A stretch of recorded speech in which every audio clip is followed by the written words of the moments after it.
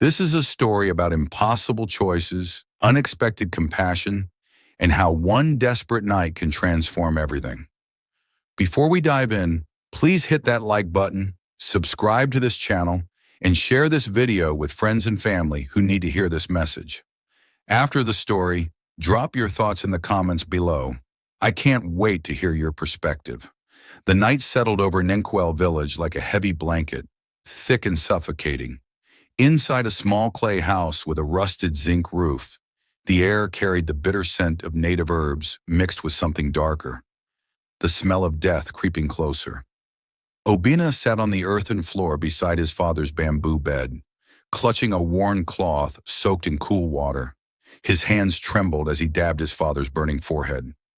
Papa Easy's breathing came in shallow gasps, each one weaker than the last. The 17-year-old boy felt his world collapsing with every labored breath his father took. In the corner, Mama Nena knelt on a raffia mat, her lips moving in silent prayers. Tears carved paths down her weathered cheeks, catching the dim light from the kerosene lamp. She had sold her wrapper, her jewelry, even the cooking pots, everything to buy medicine from the village chemist. Nothing worked. The illness that had ravaged Papa Ease for 6 months showed no mercy. Obina watched his mother's shoulders shake with grief, and his heart twisted painfully in his chest. He was just a boy, too young to carry the weight of what was coming, yet old enough to understand that morning might never come for his father. "Obina, my son."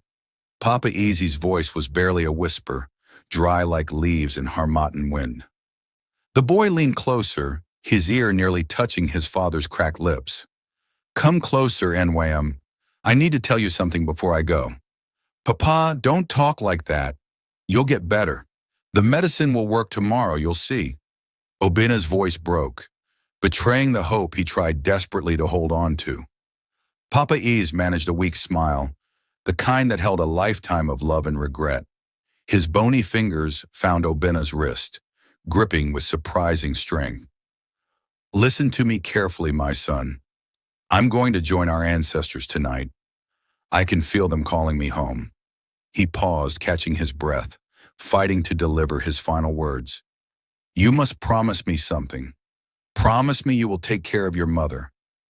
Never, never abandon her. She is your treasure, your blessing from God." Obina's vision blurred with tears. He wanted to protest, to deny the reality pressing down on them, but his father's eyes held him captive. Eyes that had once been bright with laughter, now dimmed by suffering. "Promise me you won't let poverty destroy your spirit or kill your dreams?"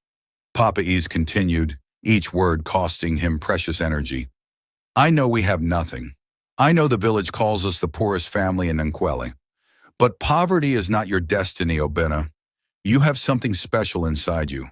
I've always seen it. That fire in your eyes, that hunger for something better." He coughed, a rattling sound that made Mama Nena cry harder. "One day, my son, the world will remember your name. Not because you are poor, but because you refuse to let poverty define who you are." "I promise, Papa. I promise," Obina sobbed, his tears falling onto his father's hand. "I'll take care of Mama. I'll make you proud. Just please don't leave us. We need you." Papa Ease's grip loosened gradually, like sand slipping through fingers. His breathing slowed.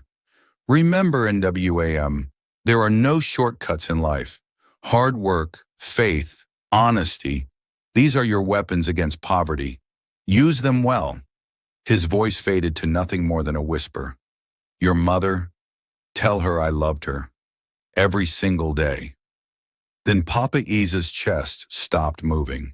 His hand went limp in Obina's grasp.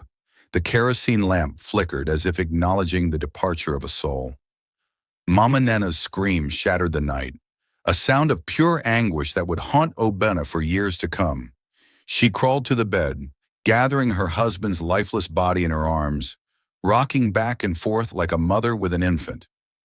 Obina sat frozen, his father's final words echoing in his mind.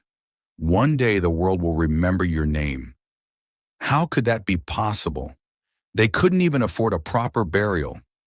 Neighbors would have to contribute money to lay Papa Ease to rest. The promise he had just made felt impossibly heavy, a weight that threatened to crush him before he could even begin to carry it. The funeral came 3 days later. The entire village gathered, not because Papa Ease was important, but because death was a communal affair in Inkwell. Obinna stood beside his mother, accepting condolences from people who whispered behind their hands about the boy's future. Poor child, how will he survive? The mother is too weak to work. They should send him to his uncle in the city. Each comment was a knife, cutting deeper into his already wounded heart.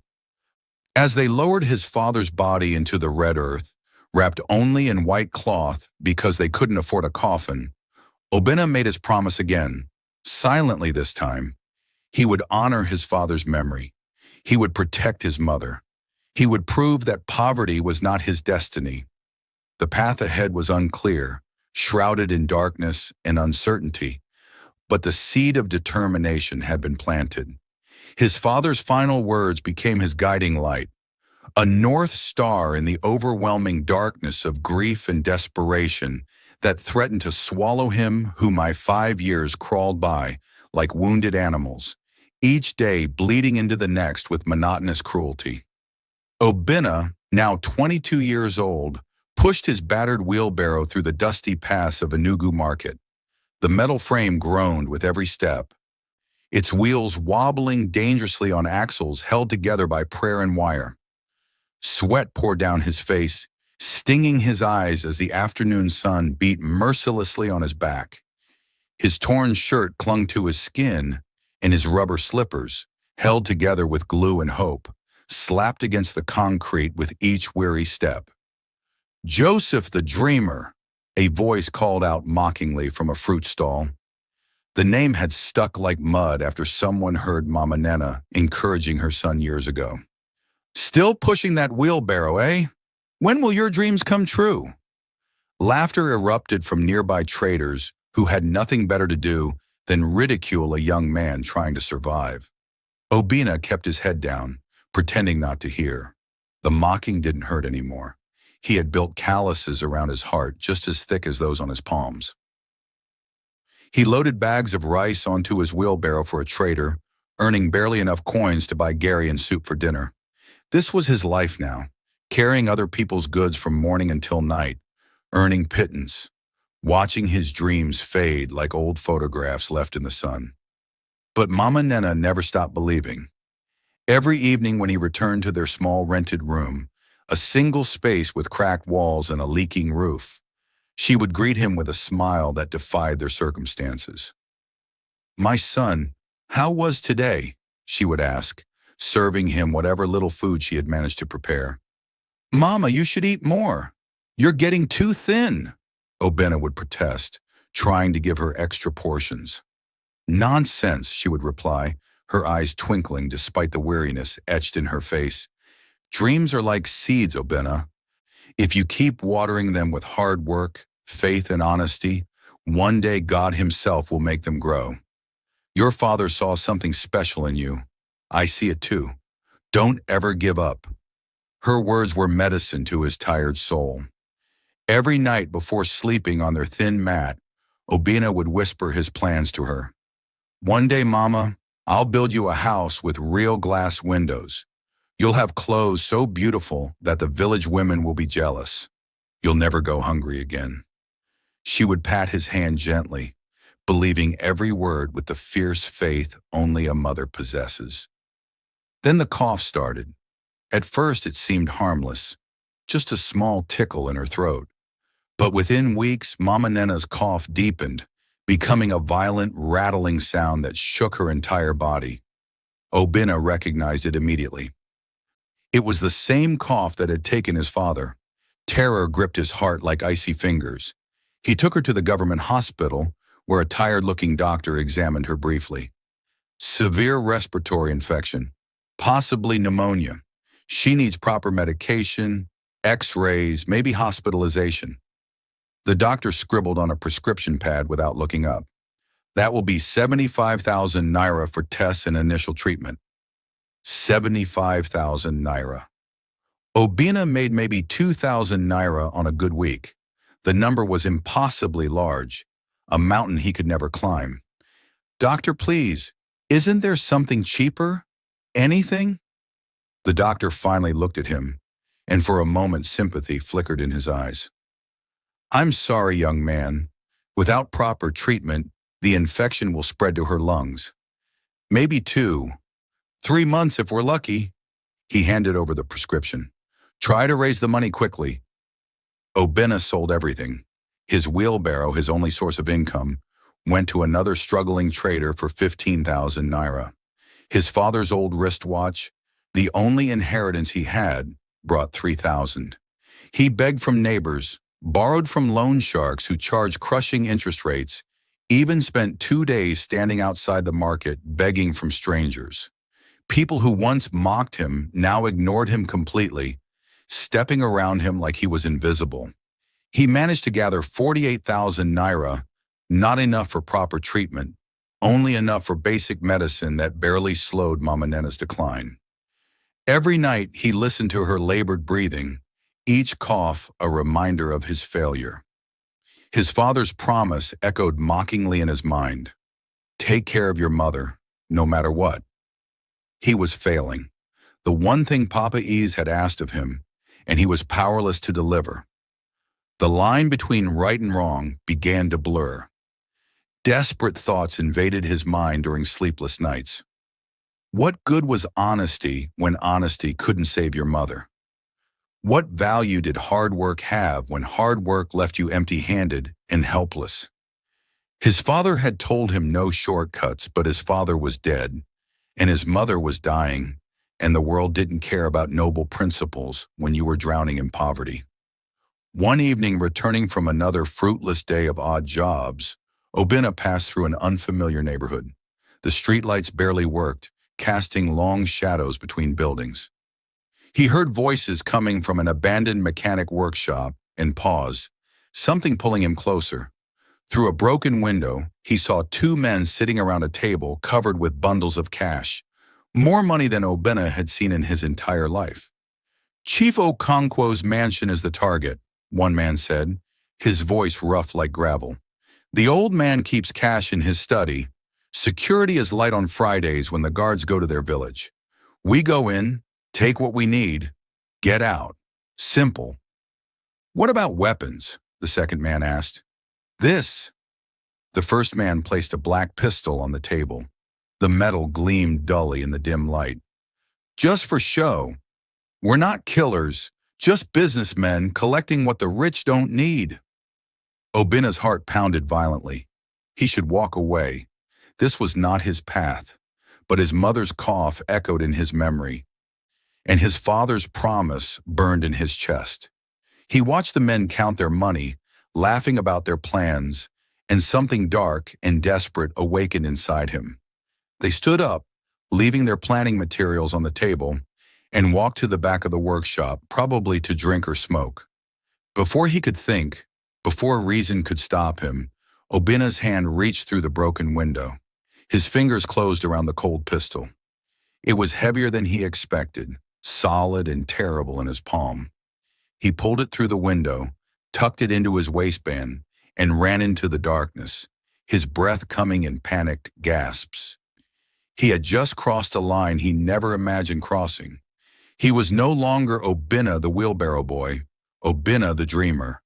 He had become something else entirely, something his father would never recognize.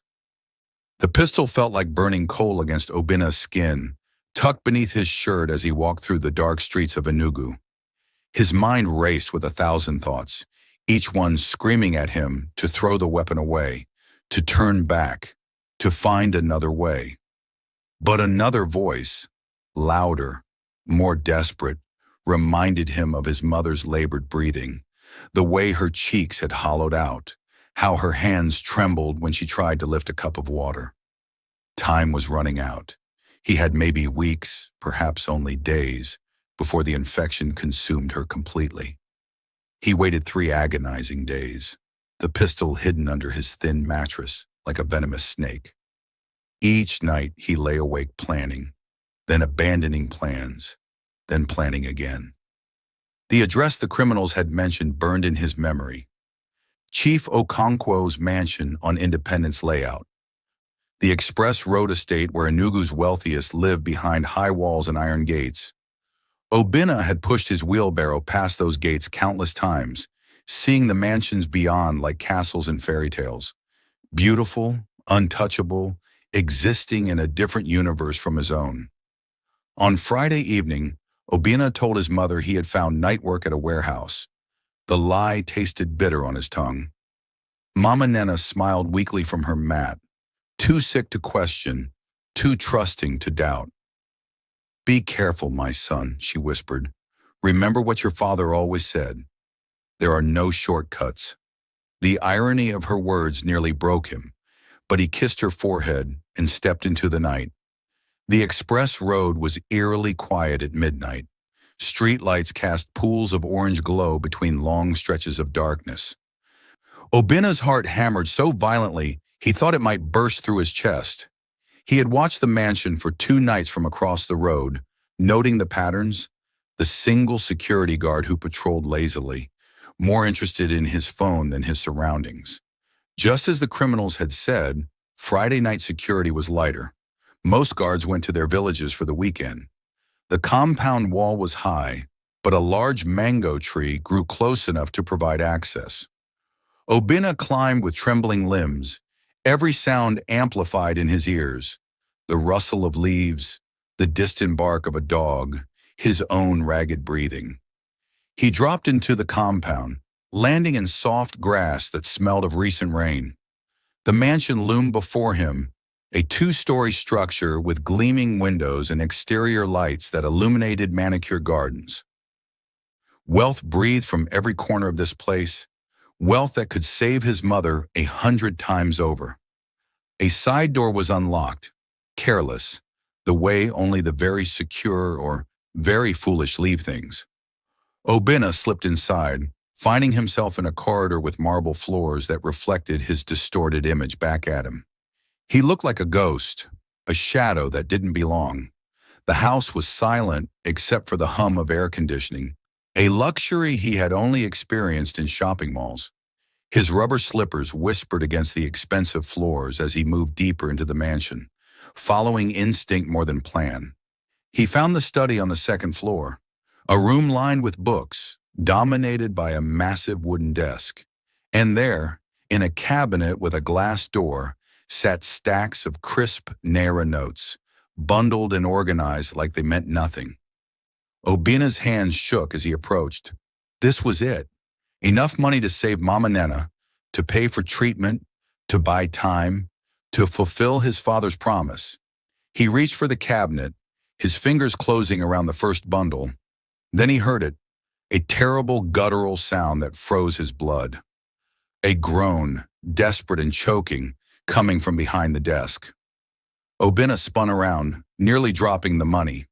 On the floor, partially hidden by the desk's shadow, lay an elderly man in expensive pajamas. His face was purple, his mouth opening and closing like a fish out of water, his hands clawing at his throat. The man's eyes were wide with terror, staring at nothing, seeing death approaching. Chief Okonkwo. It had to be. The billionaire whose wealth had built hospitals and schools across Enugu State, whose face appeared on billboards and newspaper pages. And he was dying right there on his study floor, gasping for air that wouldn't come. Obinna stood paralyzed, the money in his hands, the door behind him clear. He could run. He should run. Take the cash, disappear into the night, save his mother, honor his promise to his father. The man on the floor was a stranger, a billionaire who would never miss this money, who probably had never known true suffering or desperate hunger. Why should Obinna care? But then the dying man's hand moved, stretching weakly towards something on the floor near the bookshelf. An inhaler, blue and white, just out of reach. The same kind of inhaler the government hospital had given to Mama Nena for her breathing problems. Recognition crashed through Obinna like a wave. This wasn't a heart attack or stroke. This was an asthma attack, severe and life-threatening. The man needed his medication, needed it now, or his lungs would stop working completely.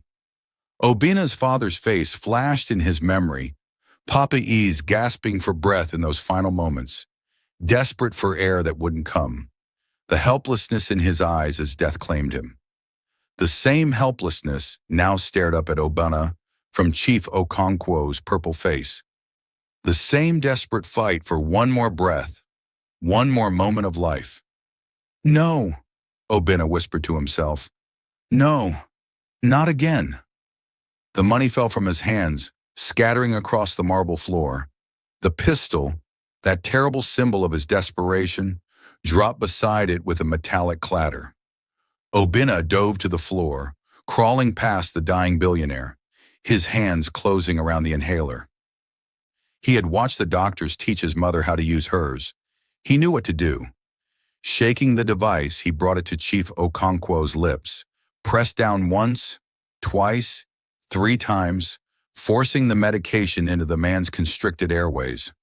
"Breathe," Obina urged, his voice breaking. "Please breathe.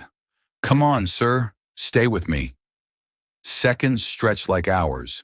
Then Chief Okonkwo's chest expanded slightly. A wheezing breath entered his lungs. Then another, stronger this time.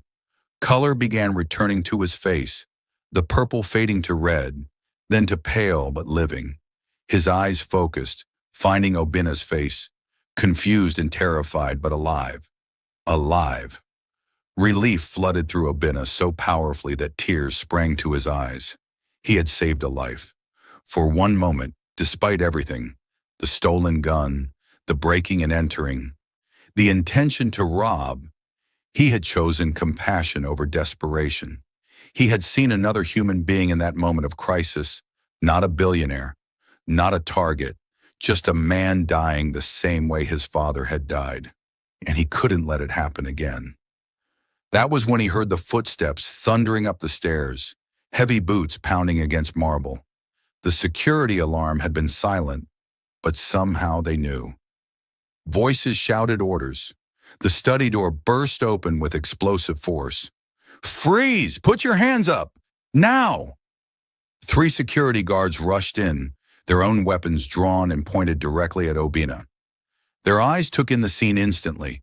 The scattered money, the pistol on the floor, the terrified billionaire, and the poor young man kneeling beside him with the inhaler still in his hand. "Don't move! You're under arrest!"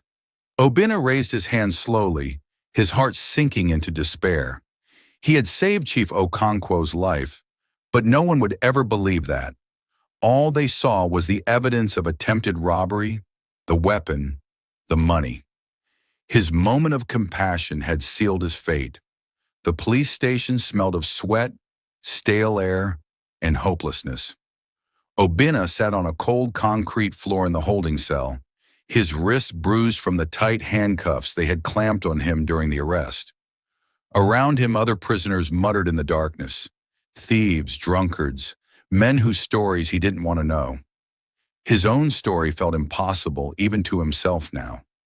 How had he gone from a wheelbarrow boy with honest dreams to a criminal locked behind bars? The shame burned hotter than any physical pain. "Obina is armed robbery suspect," the police sergeant had written in the charge sheet, his pen scratching the words that would define Obina's future. "Broke into Chief Okonkwo's residence with intent to steal. Firearm recovered at the scene. Suspect caught red-handed with stolen money." "Please, officer, you don't understand," Obina had begged during the interrogation. "I wasn't trying to rob him. I saved his life. He was having an asthma attack. I gave him his inhaler. The money fell from my hands when I went to help him." The police officer had laughed, a cruel sound without humor. "So you broke into a billionaire's house at midnight with a gun because you wanted to play doctor? You must think we're fools. Save your stories for the judge." No one believed him. Why would they? The evidence painted a clear picture: a desperate poor boy with a weapon, bundles of cash scattered on the floor, a wealthy victim. The fact that the victim was alive didn't change the crime of breaking and entering, with intent to rob. The pistol alone carried a 15-year sentence. Obinna had watched enough crime shows on the electronics shop television to know his situation was dire. 3 days passed in that cell. 3 days of agony wondering about his mother. Who was taking care of her? Who was buying her medicine? Did she know where he was, or did she think he had abandoned her, breaking his sacred promise to Papa Ease? The thought tortured him more than the hard floor or the meager prison food. He had tried to save her by betraying everything his father taught him, and now he had failed at both. Failed to get the money, and failed to be the honorable son Papa Ease had raised. On the fourth day, 2 officers came to transport him to court. They chained his hands and feet like a dangerous criminal, parading him through the police station where other officers pointed and whispered. Outside, a prison van waited, its barred windows like the eyes of a metal beast ready to swallow him whole. The ride to the courthouse was bumpy and humiliating, every pothole reminding him that this was real, not a nightmare he could wake from. The courtroom was intimidating, high ceilings, wooden panels, and a judge's bench that seemed to tower above everyone like the throne of judgment itself. People filled the gallery, mostly court officials and lawyers in their black robes and white wigs, but also curious onlookers who came to watch justice delivered. Obinna was led to the defendant's dock, a wooden enclosure that felt like a cage. His court-appointed lawyer, a young woman fresh from law school, had met him briefly that morning. "The evidence is overwhelming," she had said gently, sympathy in her eyes. "The best we can hope for is a reduced sentence. Maybe 10 years instead of 15 if we plead guilty and show remorse." 10 years. Obinna would be 32 when he got out. His mother would be dead. His father's promise would be broken forever. Everything Papa Ease had hoped for him would be buried under the weight of this one desperate, foolish night. The prosecutor was a seasoned lawyer, his voice booming with confidence as he presented the case. "Your Honor, this is a clear-cut case of armed robbery. The defendant, Obinna Ease, broke into Chief Okonkwo's home armed with a loaded pistol. He was apprehended with stolen money in his possession. The weapon has been examined and confirmed functional. This young man is a danger to society, a criminal who preys on hardworking citizens. We request the maximum sentence to send a message that such behavior will not be tolerated." Each word was a hammer blow. Obinna watched the judge's face, trying to read whether mercy existed behind those stern eyes. His lawyer stood to present his defense, her voice shaky but determined. "Your Honor, my client comes from extreme poverty. His mother is dying, and he was desperate to save her. While his actions were wrong, they came from a place of love, not evil. We ask the court to consider his circumstances." "Poverty is not an excuse for crime," the prosecutor interrupted sharply. "Many people are poor. They don't all become armed robbers." The judge banged his gavel. "Order. I will hear the victim's testimony now. Chief Okonkwo, please approach the witness stand." Obinna's heart sank further. Of course they would call the billionaire to testify. Chief Okonkwo would describe the terror of being robbed in his own home, would demand maximum punishment, would seal Obinna's fate with words of righteous anger. It was over. But something unexpected happened. Chief Okonkwo entered the courtroom not with anger blazing in his eyes, but with a thoughtful, almost gentle expression. He was an elderly man, perhaps 70 years old, with gray hair and kind features that wealth had not hardened. He moved slowly to the witness stand, was sworn in, and then turned to look directly at Obinna.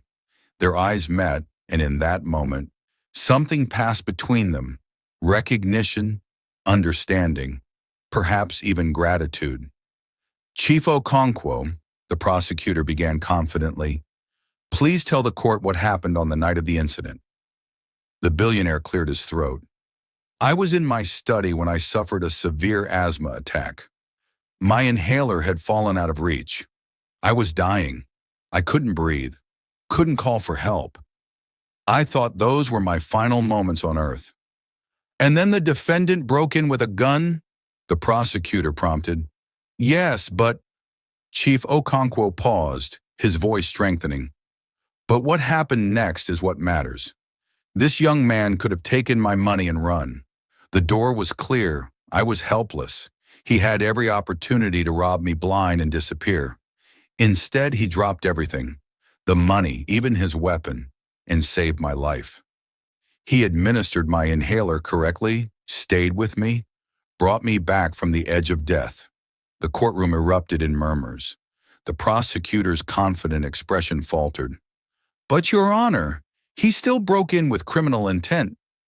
Let the witness finish, the judge commanded. Chief Okonkwo continued, his eyes still on Obinna. I spent 3 days investigating this young man's story. His mother is indeed dying in a government hospital, unable to afford treatment. His father died 5 years ago from illness they couldn't afford to treat. Obinna sold everything he owned trying to save his mother. He is not a hardened criminal. He is a desperate son who made a terrible choice. Yes, but who, in the moment that truly mattered, chose compassion over greed. He chose life over money. My life. The billionaire's voice grew emotional. Your Honor, I am the victim of this crime, and I stand here to say that if I can forgive this young man, then the law should consider mercy. He saved my life when he could have robbed me. Doesn't that count for something? The judge leaned back in his chair, fingers steepled beneath his chin, studying Obinna with eyes that had seen countless criminals pass through his courtroom. The silence stretched uncomfortably as everyone waited for his pronouncement. Obinna's legs trembled beneath him, barely keeping him upright in the defendant's dock. His lawyer gripped her folder tightly, hoping against hope. The prosecutor shifted uncomfortably, his confident demeanor shaken by Chief Okonkwo's unexpected testimony. Finally, the judge spoke, his voice measured and deliberate. This is indeed an unusual case. The defendant committed serious crimes: breaking and entering, possession of an illegal firearm, attempted robbery. These are not small matters. The law exists to protect society, and those who break it must face consequences. He paused, and Obinna felt his heart drop into his stomach. However, the law also recognizes that justice must be tempered with mercy, that circumstances matter, and that a man's character is revealed not just in his mistakes, but in his choices when faced with moral dilemmas. The judge's gaze shifted to Chief Okonkwo. The victim himself testifies to an act of extraordinary compassion. When given the choice between wealth and human life, the defendant chose life. That speaks to something redeemable in his character. He turned back to Obinna. Young man, stand up. Obinna rose on shaking legs, his chains rattling with the movement. Obinna Ease, you are guilty of breaking and entering and possession of an illegal firearm. For these crimes, I sentence you to 8 months in prison. The courtroom gasped, but the judge raised his hand for silence. However, considering your actions in saving Chief Okonkwo's life, your genuine remorse, and your previously clean record, I am suspending 3 months of this sentence. You will serve 5 months, after which you will be released on probation for 2 years. Use this time to reflect on who you want to be: a man defined by one desperate night, or a man who rises above his circumstances with integrity. 5 months, not 10 years, not 15. 5 months and a second chance. Obinna's knees buckled, and the guards had to steady him. Tears poured down his face, tears of relief, gratitude, and overwhelming emotion. His lawyer squeezed his shoulder, smiling through her own tears. But it was Chief Okonkwo who approached him after the court adjourned, the billionaire's face kind and determined. Young man, I made some arrangements while you were awaiting trial. Your mother has been transferred to a private hospital. She's receiving the treatment she needs, and she's responding well. The doctors say she'll make a full recovery. Obinna couldn't speak. His throat closed with emotion so powerful it paralyzed his voice. Chief Okonkwo continued, When you finish your sentence, come find me. I owe you my life, and I intend to help you build yours properly. No shortcuts, just opportunity and hard work. Can you accept that? Yes, sir, Obina finally managed to whisper. Thank you. Thank you so much. Prison was no paradise. The 5 months stretched like years in the cramped, overcrowded facility, where violence simmered beneath every interaction and dignity was a luxury no one could afford. Obina shared a cell with 12 other men, sleeping on a thin mat on concrete floors, eating tasteless food from metal plates, counting each day like a prisoner marking time on a wall. But what sustained him were the letters. Precious, life-giving letters from his mother.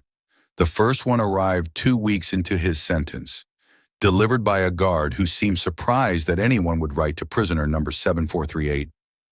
Obina's hands trembled as he unfolded the paper, his mother's careful handwriting swimming before his tear-filled eyes. My dearest son, I am alive. I am healing. The doctors say the infection is clearing, that I will be strong again soon. Chief Okonkwo visits me often, tells me what you did, how you saved his life even when you went there with wrong intentions. My son, your father would be proud, not of the mistake you made, but of the man you chose to be when it mattered most. You kept your promise to him. You protected me, even from prison. I am waiting for you. We will start again together. Mama. Every week brought a new letter, each one a lifeline pulling him through the darkness. She wrote about her recovery, about the comfortable hospital room Chief Okonkwo had provided, about the physiotherapy that strengthened her lungs, about her prayers for his safety. She reminded him of Papa Iza's words, about watering dreams with hard work and faith, about how God sometimes allows us to fall so we can learn to rise properly. The other inmates noticed the change in Obina. While they grew harder and more bitter with each passing day, he grew stronger and more determined. He used the prison library, reading every book he could find about business, about success, about men who had failed and rebuilt their lives. He exercised in the small prison yard, preparing his body and mind for the life waiting beyond these walls. He helped other inmates write letters to their families, sharing the hope his mother's words had given him. Finally, the day arrived. 5 months to the day after his sentencing, the prison gates opened, and Obina walked into the bright Enugu sunshine as a free man. And there, waiting beside a sleek car, stood 2 figures, his mother radiant and healthy in a beautiful wrapper and blouse, and Chief Okonkwo, smiling like a proud father. Mama! Obina ran to her, gathering her in his arms, feeling her solid, healthy weight, breathing in her familiar scent, reassuring himself that she was real, that she was alive, that he hadn't failed Papa Easy's promise after all. My son, she wept, holding him tightly. Welcome back. Welcome home. Chief Okonkwo approached, extending his hand. Ready to start your new life, Obina? Yes, sir. More than ready. The billionaire was true to his word. He offered Obina a position in his import company, starting in the warehouse but with opportunity for advancement. But more than a job, he offered mentorship. Every week, Chief Okonkwo would sit with Obina, teaching him about business, about integrity, about how wealth means nothing without character. Money will come and go, the old man would say, but who you are when tested, that defines your legacy. Obina absorbed everything like a sponge desperate for water. He arrived early, stayed late, worked harder than anyone else in the company. Within a year, he was promoted to logistics supervisor. Within 2 years, operations manager. His past didn't disappear. People whispered, some judged, some doubted, but his work spoke louder than their whispers. He saved his money carefully, invested wisely with Chief Okonkwo's guidance, and slowly built the future his father had envisioned. 5 years after his release, Obina stood before a gleaming new building in Quell Village, a community hospital equipped with modern facilities, staffed by real doctors, offering affordable treatment to people who had never been able to afford proper health care. The sign above the entrance read, Papa E's Memorial Hospital, where no one dies because they cannot afford to live. The entire village gathered for the opening ceremony. The same people who had mocked him as Joseph the Dreamer now watched in awe. Chief Okonkwo stood beside him, beaming with pride. Mama Nena, healthy and vibrant at 60, wept tears of joy. And Obina, no longer a wheelbarrow boy, no longer a desperate thief, but a businessman, a philanthropist, a son who had kept his impossible promise, stepped forward to address the crowd. My father died because we couldn't afford medicine. I almost became a criminal because I couldn't save my mother. But in my darkest moment, I learned the most important lesson of my life. His voice carried across the gathered crowd, strong and clear. I learned that who we are is defined not by our circumstances, but by our choices. I went to rob a billionaire, but I found something far more valuable than money. I found my humanity. I found compassion. I found that even in desperation, we can choose to do what's right. He paused, looking at the faces before him. Young people struggling with poverty, parents worried about sick children, dreamers who needed hope. Dreams do come true, but not through shortcuts. They come through courage when you're afraid, through sacrifice when it hurts, through faith when everything seems impossible, and through a heart that refuses to give up on doing good. My father told me the world would remember my name. Today, I hope the world remembers his. Papa E's, a poor man who died with nothing but left his son everything that mattered: integrity, compassion, and an unbreakable promise. The applause was thunderous. Mama Nena embraced her son, whispering, "Your father is smiling in heaven, my son. You kept your word. You became the man he knew you could be." As the hospital opened its doors to its first patients, people who had traveled from surrounding villages, carrying sick children, supporting elderly parents, seeking the care they had never been able to access, Obina felt a peace settle over him. His journey from wheelbarrow boy to convicted criminal to successful businessman was not a story of perfection, but of redemption. It was proof that one night of desperation doesn't have to define a lifetime, that mercy can transform mistakes into meaning, and that sometimes the greatest wealth we can find is not in what we take, but in what we choose to give. If this story touched your heart, please hit that like button and subscribe to this channel for more inspiring stories.